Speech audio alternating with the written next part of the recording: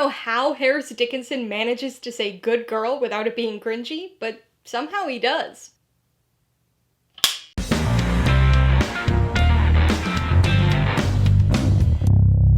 Hey everybody, welcome to Mainely Movies. As part of my coverage of the 2024 Toronto International Film Festival, today I'm going to be talking about the 2024 erotic thriller Babygirl, which will be released in theaters on December 25th. If you're new here, please consider subscribing for a variety of movie-related content, like reviews, rank lists, and trailer reactions. All of my reviews include a breakdown of the pros and cons, my rating, and some tailored film recommendations, so be sure to watch through to the end of this video for all of that extra content.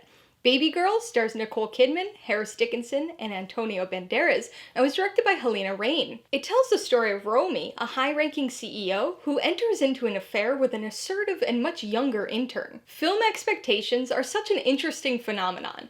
They can really inform and guide your movie-watching experience. They can obviously influence what you anticipate getting out of a film, but sometimes they determine whether you're even willing to give a movie a shot in the first place. All movies can fall into this expectation trap, but certain genres tend to do so more than others. Take erotic thrillers, for example. You hear that genre, and certain expectations are immediately conjured in your mind. You anticipate sexy chemistry between the leads, but you probably also expect the film to revolve around an unhealthy relationship. You expect there to be some sort of abused power dynamic, that the thrills of the thriller come not from the relationship, but from the negative consequences of that relationship. The guilt, the punishment for transgressions. This type of thing can be enticing, but genre fans are aware of the trope-filled predictability. Babygirl is a movie that sets itself up just like any other erotic thriller. It heads in those well-worn, expected directions, but then subverts them in unique ways. Before we get into that, we should talk about what people are probably most interested in with a movie like this. Is it sexy? The short answer is yes. We're currently living in a bit of an odd time for adult-oriented media like this. I'm sure everybody's seen the articles and survey results, and have probably encountered comments and tweets firsthand, but there is an anti-sex in movies and TV push right now, by a small but very vocal and self-righteous minority. Well, this movie doesn't care about that at all, doubling down on this bizarrely now hated content. It sets the sex-focused stage right from the opening scene, even before we see anything on screen. There are plenty of normal clothed scenes in this, of course, but as one would expect from the genre, there's also an abundance of sex scenes and montages. There's a lot in the story. Power dynamics, infidelity, a 30-year age gap. But the chemistry between these two characters is electric. Both Nicole Kidman and Harris Dickinson give strong performances here, drawing the audience into this believable and enticingly dangerous relationship. Even though all of that is better than your average erotic thriller, sexiness and chemistry are still expected elements of the genre. So what about the subversive elements I teased earlier? Even though the story looks like it's gonna follow an expected set path, this is a movie that plays out unpredictably. Plot points don't always follow the norms. Character decisions are often intriguingly unintuitive, and the dynamics at play are anything but typical. This is spoiler-free, so I won't ruin any specifics for you, but I can say that this isn't the usual sex and pleasure deserves punishment kind of movie. Instead, Babygirl is a thematically interesting film that explores topics of consent, control, and power dynamics in a very unique way. It takes a familiar for the genre setup, but then reverses and inverts things. Power is important to the story, but not in the ways that you expect. Vulnerability and care are just as important as control is here. This is as much a movie about self-discovery as it is about sex, and its no-shame, positive outlook on embracing things that you enjoy is very different from the message usually imparted by erotic thrillers. Babygirl is a very strong, albeit single-minded film. The story, the focus, the screen time, it's all utterly consumed with telling the story of its lead couple. This is great in many ways, ensuring that the film's able to convey the chemistry and themes I've already mentioned, but it does have a bit of a downside. Other secondary characters and subplots sort of breeze in and out of the story without much consequence.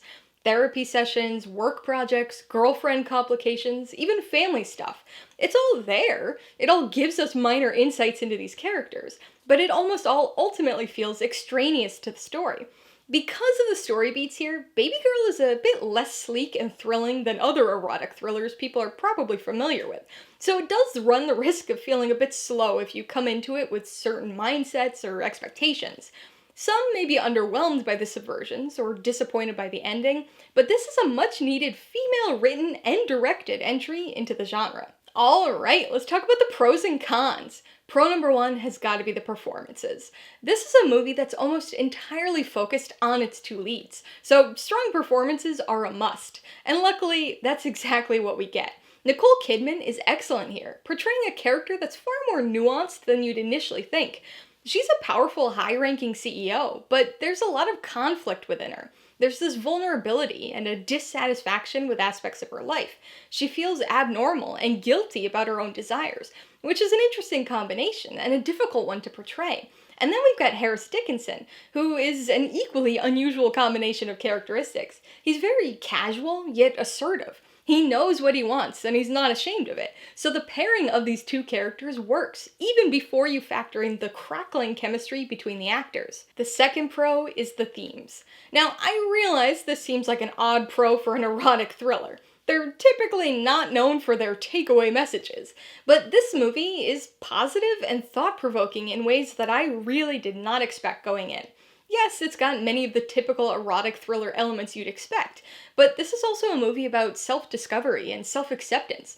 Again, I know how weird that sounds in this context for this genre, but it really is a movie about embracing, shall we say, your own quirks, and not feeling guilty about the things that make you happy. On the con side, the biggest issue lies with the secondary characters and subplots. So I do want to preface this con by saying that I don't think these things are straight up bad, right? Antonio Banderas and Sophie Wilde give really good performances, and I understand the purpose behind their characters and the subplots revolving around them, but this movie just struggles to give any weight to anything that isn't directly involving the two leads.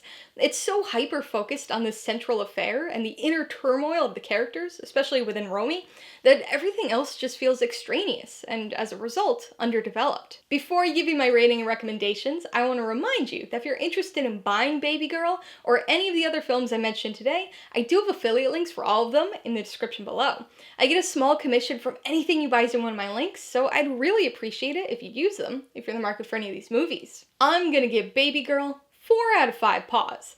The excellent chemistry and performances by Nicole Kidman and Dickinson will be what draw you into this story, but it's the unexpectedly subversive, sex-positive, and pleasure-forward messages that you'll still be thinking about the next morning. I would recommend Babygirl to people looking for a solid modern erotic thriller. This has many of the hallmarks you'd expect from the genre, but the undeniably female lens through which this female-written and directed film are told results in something unexpectedly positive.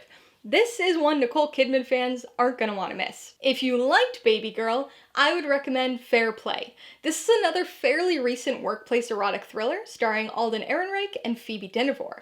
Although it utilizes a similar power dynamic reversal, this movie does trend towards typical for the genre dangerous repercussions, just with slightly more modern themes. If you'd like another age gap, power gap erotic thriller, you might want to check out Secretary. Starring James Spader and Maggie Gyllenhaal, this movie explores another office relationship in which a pronounced power differential and dominant-submissive dynamics come into play, though some may view its thematic takeaways as a bit problematic, especially today. And for those looking to get their Nicole Kidman erotic thriller fix, you should check out Eyes Wide Shut.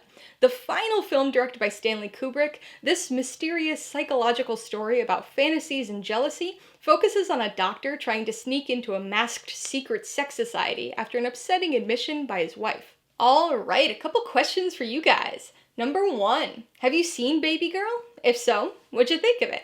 And number 2, what's your favorite movie featuring an age gap relationship? Be sure to leave your answers in the comments below so we can get a discussion going. Alright, so if you got some enjoyment, insight, or information on this review, I'd appreciate it if you'd hit that like button.